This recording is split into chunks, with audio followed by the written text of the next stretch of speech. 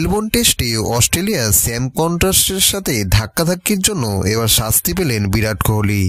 ICC জানিয়েছে তার match ফির 20% কেটে নেওয়া হবে এবং দেওয়া হবে একটি ডিমেরিট পয়েন্টও। তবে পঞ্চম টেস্ট খেলতে কোনো বাধা নেই বিরাট কোহলির। ঘটনাটি ঘটেছিল টেস্টের প্রথম দিনেই। 10 ওভার শেষের পর কোহলি দিক পরিবর্তন করার জন্য হাঁটছিলেন। ঠিক তখনই কনস্টাসের সাথে তার কাঁধে ধাক্কা লাগে।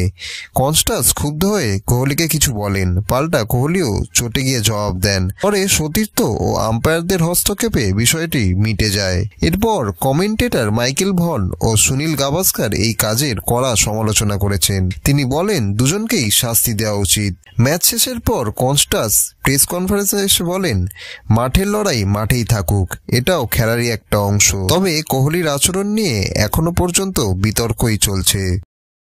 আর এরকমই ক্রিকেটের লেটেস্ট ভিডিও দেখার জন্য চ্যানেলটিকে অতি অবশ্যই সাবস্ক্রাইব করে রাখুন।